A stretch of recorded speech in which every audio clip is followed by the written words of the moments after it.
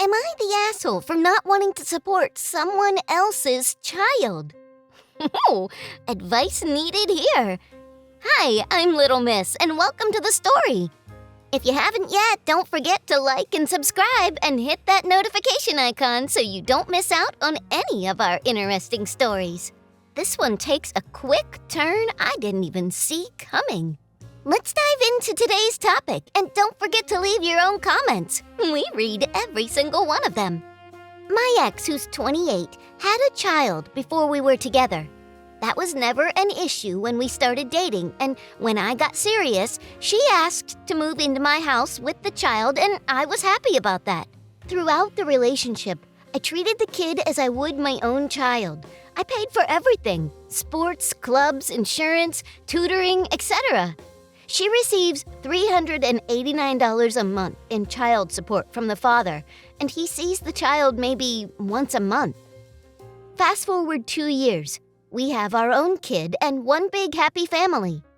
We'd been talking about getting married, and when we did, I would adopt her first kid, which the dad was okay with. I proposed to her, and 2 months later saw that she had been sexting someone and even sending nudes to them. I was crushed and asked her to move out of my house. After she moves out, I offered to give her $1,600 a month for my kid, and she also got a part-time job making minimum wage. She says I should give the same amount for the other kid as well because I was going to adopt the kid when we got married. I said no.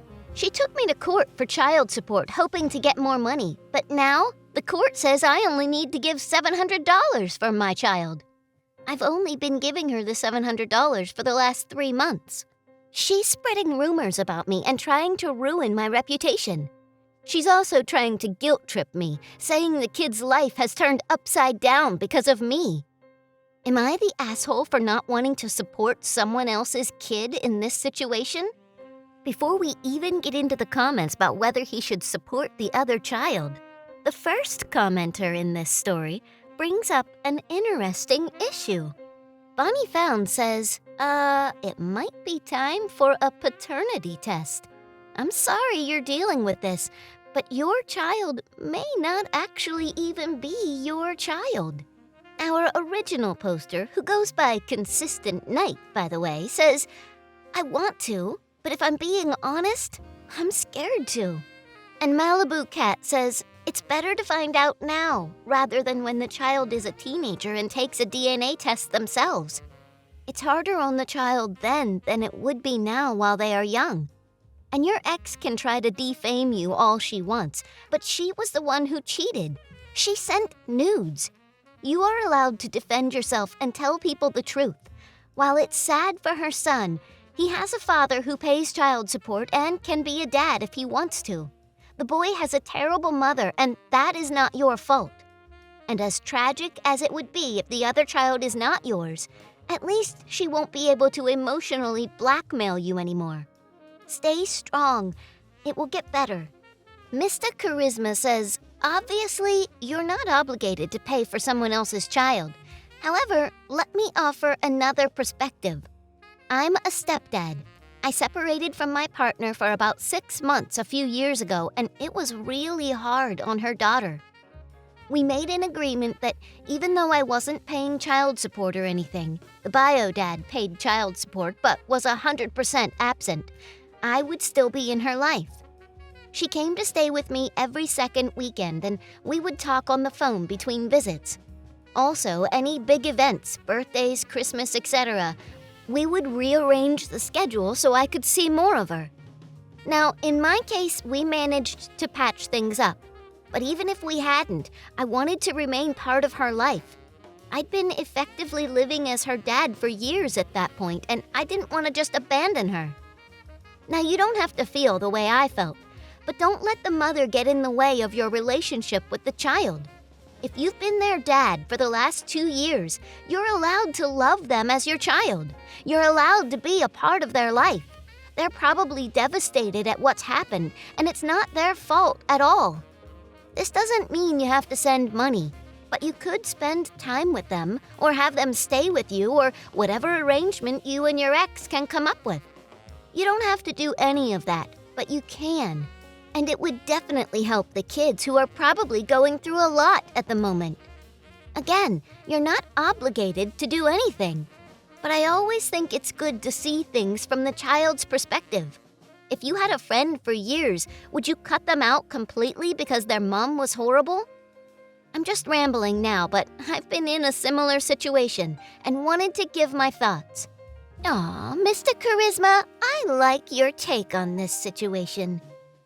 Rivers and Pebbles says, you're not the asshole, but why did you decide on $1,600 a month and then go down to less than half that of the $700 just because that's what the court decided? Seems childish and vindictive to reduce payments by more than half what you deemed appropriate just as a means of payback for her behavior. This should all be about your child and what is best for them, not tit for tat. Gamusi Birshin says, I assume since you wanted to adopt the child, you started to love the child, and that's why you wanted to adopt in the first place. I assume you're still hurt because you not only lost a relationship, but also a child you really loved but simply wasn't blood-related. Now she wants you to pay money for said child. I wonder what your rights would be according to her. Would you be allowed to stay in contact and visit often? Also, how is that child handling it all? Not the asshole. This is just a drama on so many levels. Prize Bumblebee says, not the asshole. Completely reasonable for you to not feel responsible for her other child, given the circumstances. Not your responsibility. Though, I think Mom is going to take money you give to your kid and give some for hers with her other guy. If possible, you may want to stay on top of what she's spending that money on. Audi Nath says, bro, I would have said if you really feel the connection with that kid, give a certain amount as support as per your capacity. But on the other hand, if in future you fail to provide support for any valid reason, she might drag you to court and family court. They're not always fair to men. The court might force you to continue the payments. Our next commenter says, cover the child without her knowing, especially the major things such as insurance. How will you explain to your child that their sibling was left to dangle when you could have assisted but didn't because the mom is you know. This is the classic case of being right in the minimum of standards. Lastly, you offered $1,600. The court said you needed to give her $700. So by that math, $900 is still available currently to be used for the other child until the mom gets sorted. Well, that person's got an interesting take on this issue. Overpie says, messy, messy situation. I would say overall, everyone sucks here, as it is your ex-fiance's fault that this relationship broke down. However, none of this is fair to the child that you treated, cared for, and loved as your own and was about to adopt. There's no easy solution for this, but are you really going to just coldly cut off the kid you claim to have loved as your own because of the crap her mother pulled? Suddenly, because her mother screwed you over, she's no longer your kid but someone else's? I get having the feelings you have for your ex. But your insane quick flip in feelings towards a kid you supposedly loved as a daughter is definitely not cool. And I like the words of wisdom from this last commenter. Nice Exercise 5552 says, oof, what a terrible situation. You were ready to give her $1,600, but the court only ordered $700. So have you considered just giving her $1,400? You could say it's $700 per kid. At the end of the day, the rent and most household expenses she uses with the money for is going to help both the kids anyway. Also, it sounds like you were a close bonus parent to this child. Was that real? Do you still have a relationship? Do you take both kids during visits? If you simply stop seeing the older child and only take the younger child, it might end up causing rifts between the girls and you will have negative impacts on both of them. At the end of the day, it may be your ex who is the asshole here. But is that the question you really want answered? Or do you actually want to know what you should do to maintain a relationship with both children that you've been one of the parents to for a long time? Good luck, as it sounds like an awful situation. Ugh, the comments go on and on and on with this one. What's your take on this?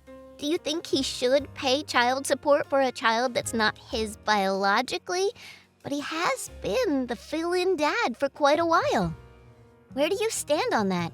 Have you ever found yourself in a situation like that? We want to hear all the details. Let us know in the comments. And until next time, my friends, keep the conversation rolling.